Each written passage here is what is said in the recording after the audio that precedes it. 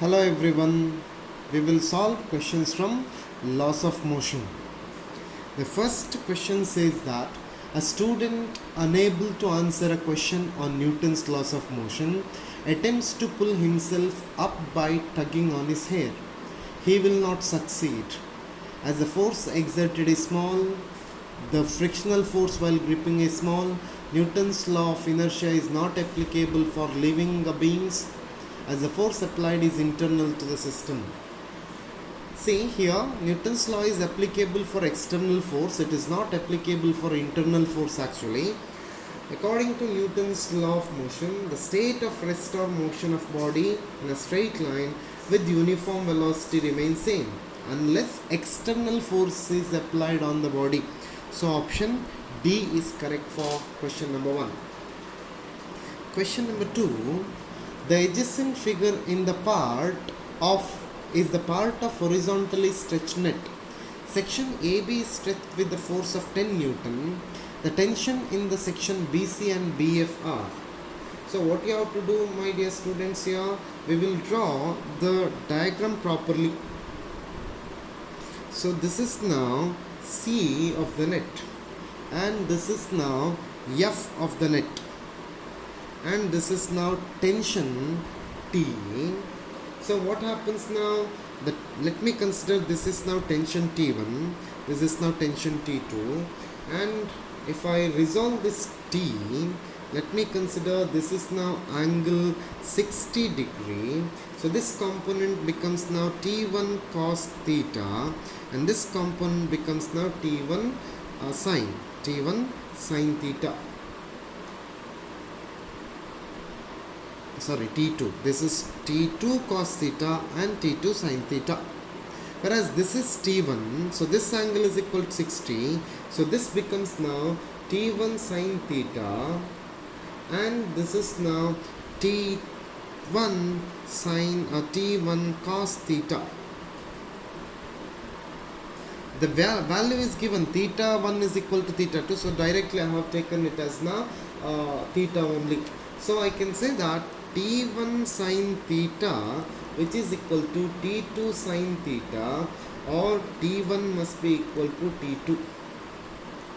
And also along vertical direction T1 cos theta plus T2 cos theta which is equal to T, or it is now 2T cos theta which is equal to now 10 Newton, which is equal to 10 Newton. As theta 1 is equal to theta 2, theta 1 is equal to theta 2 and T1 is equal to T2. So 2 into T into cos 60 which is equal to 10 Newton, or T1 is equal to 10 Newton which is equal to T2. So option C is correct for question number 2. C is correct for question number 2. Third question. For ordinary terrestrial experiments, the observer in an inertial frame in the following cases is. 4 options are given: a child revolving in a giant wheel, a driver in a sports car moving with the constant high speed of 200 km per hour on a straight road, the pilot of an aeroplane which is taking off, D, a cyclist negotiating the sharp curve. So in an inertial frame is a non-accelerated frame. A, C, D have all circular motion or motion along a curved path. They have all acceleration although in the circular path. Centripetal acceleration is made ineffective by centrifugal force. So option B is correct. A driver in a sports car moving with constant high speed of 200 km per hour on a straight road is the answer for third question. Option B is correct. Fourth question. A simple pendulum is suspended from a ceiling of a lift. When the lift is at rest, its time period is t. With what acceleration the lift be accelerated upward in order to reduce its period to t by 2. G is acceleration due to gravity. So initially time period t is equal to 2 pi into root L by G. So T dash that must be equal to t dash, that must be equal to 2 pi by 2 into root L divided by g, or it is now t dash is equal to 2 pi into root L divided by 4g, L divided by 4g. The lift must be accelerated by g minus, 4g minus g, it must be 3g in upward direction, 3g in upward direction. So option D is correct for question number 4. D is correct for question number 4. Initially it is 2 pi into root L by g, it is 2 pi into root L by 4g, so it must be accelerating upward with the velocity acceleration of about 3g. Fifth question, a mass of 10 kg is suspended from a spring balance.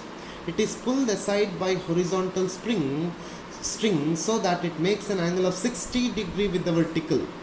The new reading of the balance is. So what happened initially? Initially there is a spring and mass is now suspended somewhere here.